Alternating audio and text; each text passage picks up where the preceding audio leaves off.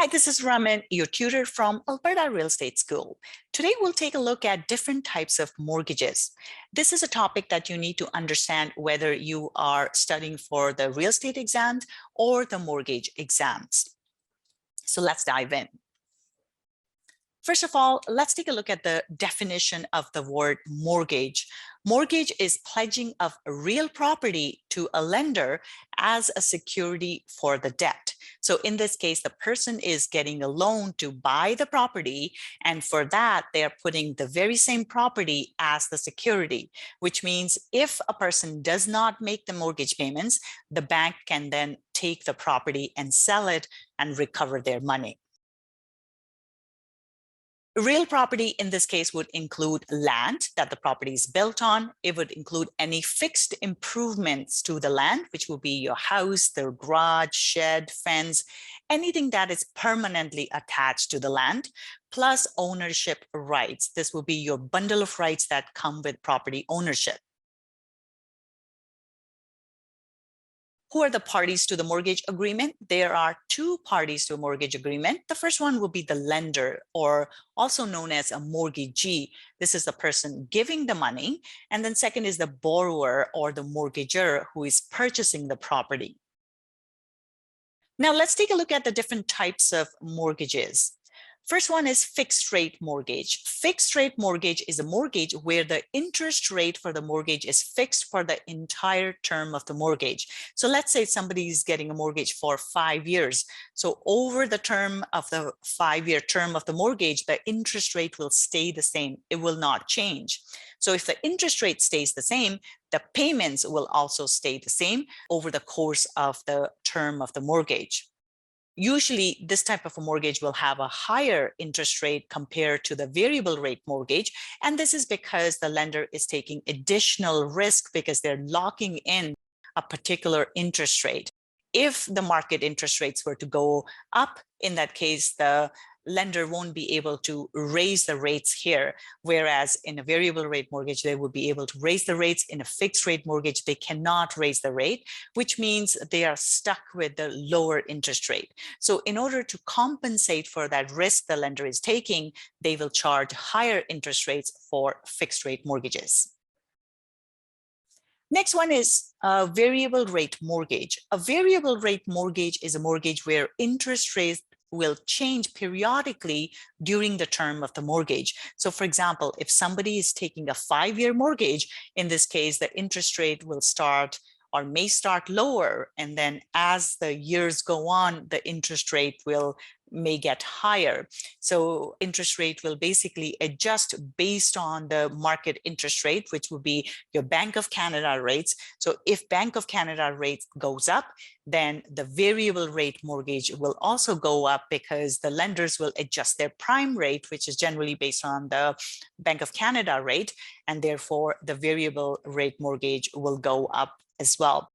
On the other side, though, if the interest rates drop over the term of the mortgage, then in this case, the variable rate mortgage will also drop because the interest rate for that will drop, which means the payment will now be smaller because of a lower interest rate. So in this case, the payments will fluctuate over the term of the mortgage.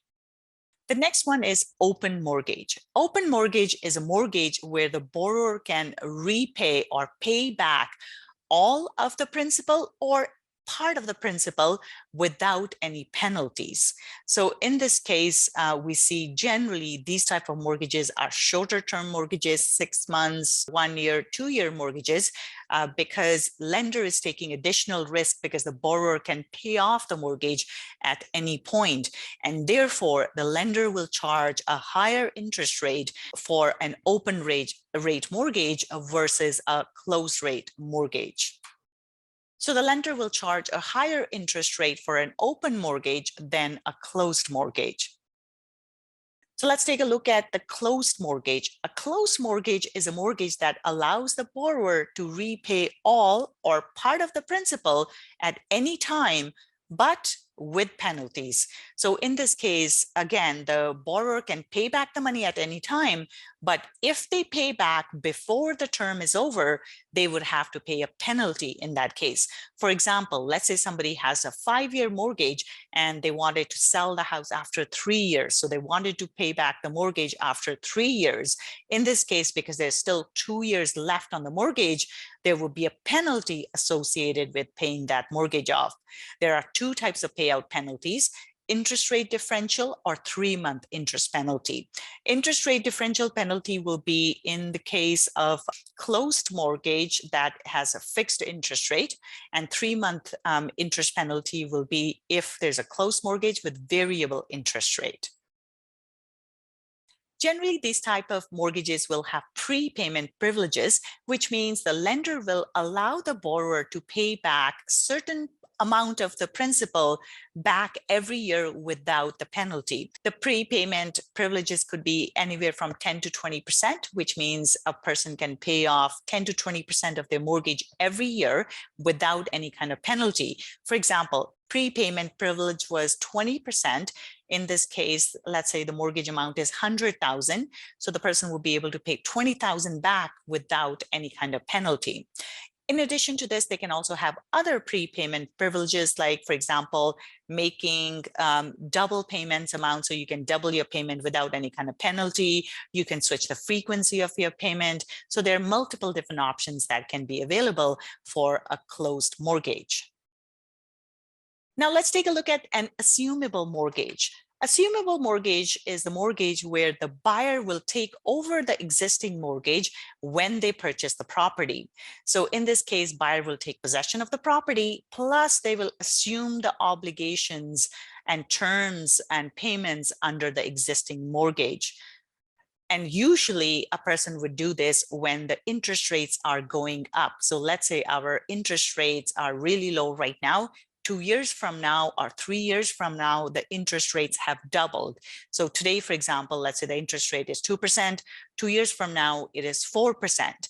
It would make sense for the person who's purchasing a property at that time to take over or assume the mortgage from the person that they are buying the property from, because they would still get a 2% interest.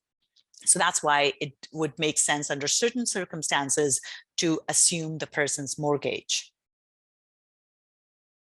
So that's it for today. I hope you enjoyed this video. If you would like to download a PDF with the different types of mortgages that we talked about, please click on the link below and you will get an email with the PDF attached.